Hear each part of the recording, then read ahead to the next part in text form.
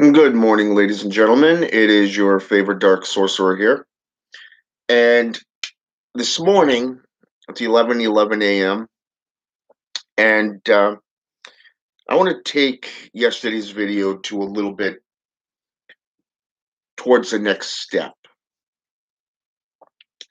Now, when you look at what you are seeking, what your goals are, and you start applying those goals to your life, okay? When you are applying those goals, this means complete research, dedication, commitment, and appliance to your life and your studies, not just your career goals or your spiritual goals. The way it was described to me was think of it as a marathon, not a race. You see, if you're in a race, it's more about getting across that victory line first. Whereas it's really about that journey. It's about that setting those goals and completing them. And I wanted to read something real fast, and it's called Talent and the Times.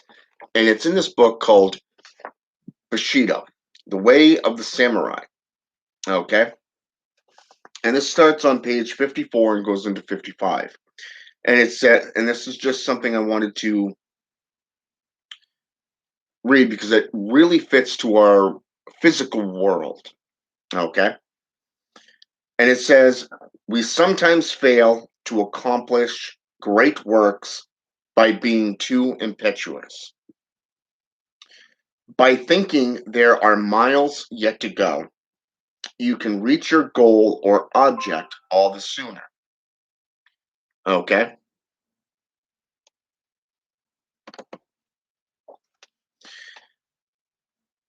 In other words, your season of completion arrives by itself. Okay? Let's think 15 years ahead. The world will have totally changed by that time. Okay? Although there are books of forecasts in our country, they have nothing particularly new in them. And many who are useful now will have died in 15 years. More than half of the youth presently living will be dead. It is as if, in proportion to the gradual degeneration of the age, silver becomes all important when gold runs out. And when silver runs out, copper becomes the treasure.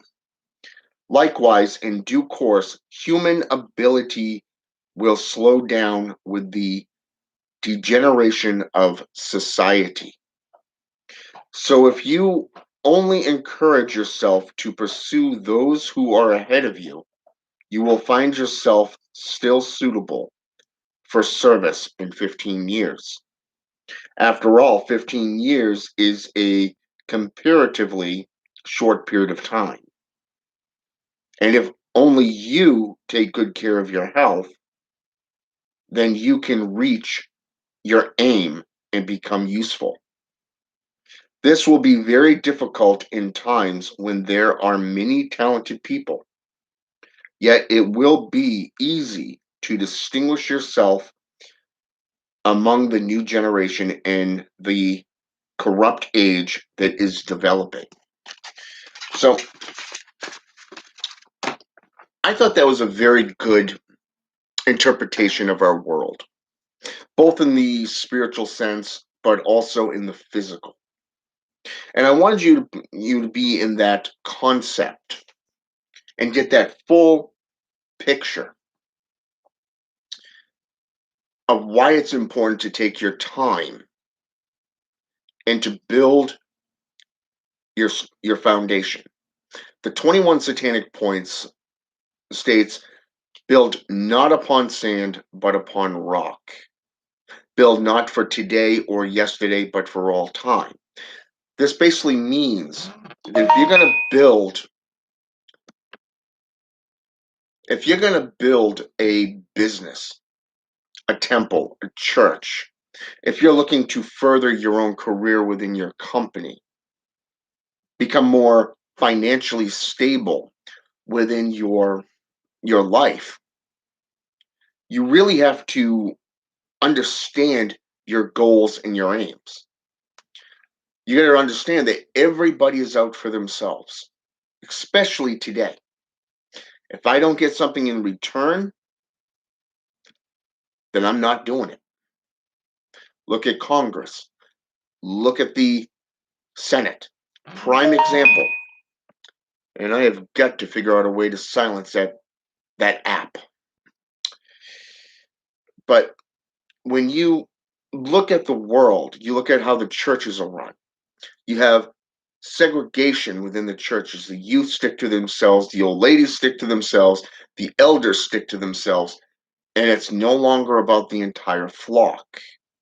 Okay? This is just the JCI. All right? When you get into Satanism, it's a whole nother game.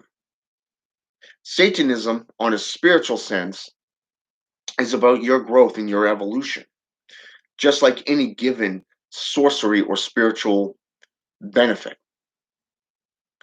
So when you get into this stuff, Satanism, for an example, it's we're right, you're wrong.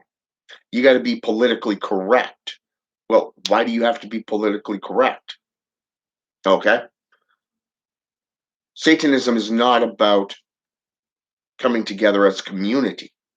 Satanism is the path of the individual. Okay. The path of the individual. And it is up to every individual to become that wolf, that alpha. Okay. To do that, you really have to understand what you're seeking. This means sitting down, going over your finances, your goals, your overall plan in life. If you want your family to be successful, you know, properly taken care of. If you want your business to grow, then you have to have an idea of what you want that business to be about. This means you got to reflect upon your aims, your goals, and from there, put it into play. How are you going to do it? How are you going to achieve it? Are you going to do some research? Are you going to ask questions? Okay? Because if you don't ask the question, you don't get the answer. You look at all these prosperous foundations out there. You look at let's go with Donald Trump. You know, he's been in bankruptcy before, but he's still a tri-billionaire. Okay, a tri-billionaire. You look at some of these religious foundations. You got ministers raking in $1.5 million a year, owning their own football stadiums. You see, this is no longer a religious foundation at this point. It is more about a business providing a service. Okay.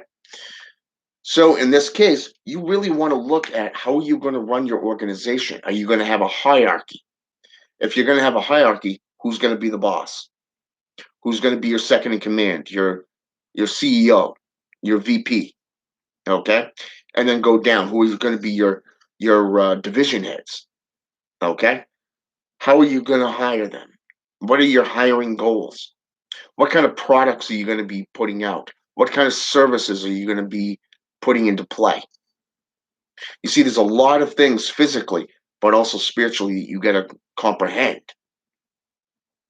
And when you work with the spirits, you have to know which spirit to call on for their service to help them open those doors so that you can do the work and get through them without any to very little hindrance. Okay? The last thing you need is hindrance. I have an apprentice. He never thought possible that within just 6 months, everything he ever wanted would come true. But he listened. He did his own research. He did the work, and it went through flawlessly. It was a flawless victory. Okay. I've had apprentices who have gone out and achieved greatness over the years. But I've also had those who have tried taking advantage. And you do have to watch out for this stuff because a lot of people today are still in that following sheephood mentality. This means they don't want to rise above and they don't want to go below. They just want to walk that fine line where everything's handed to them and they're not willing to do a thing. You see this in the business world too. You got those who are trying to earnestly do better, trying to move up the company ranks, and nobody's opening those doors for them. But yet somebody who's doing very little gets that promotion, gets that finance, that upgrade. This is where the art of war comes in, the art of cognitive warfare. This is where understanding yourself and what you're willing to do to achieve those goals.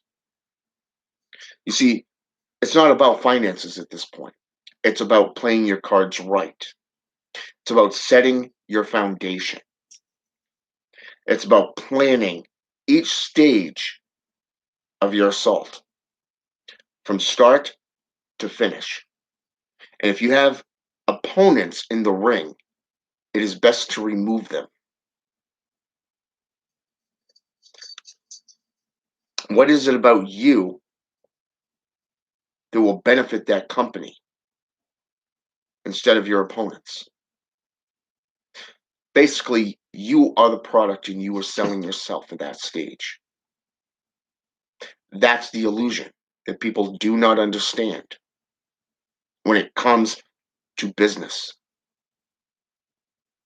When it comes to spiritualism, you are forging those alliances with the spirits. You are working with the spirits to achieve their goals and yours at the exact same time. It is that give and take relationship through spirituality. While they're teaching you, you are taking what they are giving you for tools and you're mastering them, becoming a better sorcerer, a better sorceress. And this state is considered self mastery. You have to master yourself before you master the world. Again, reflection, meditation, spiritual communion, putting into play how and when you want to do something. How are you going to go about doing it? How are you going to get involved? What steps are you going to take? You see, that is spiritualism. That is physical benefits. So when we look at our spiritual gains and our spiritual losses, so many people just want and want and want. They just take and take and take, but nobody gives back. And if they do, they're far and few in between. Remember the balance, okay? Till next time, I got to get ready for work. Luckily, it's my last day of work, so I'll have more time tomorrow to do a more in depth on the next section. All right? With that said, have a good day, and until next time.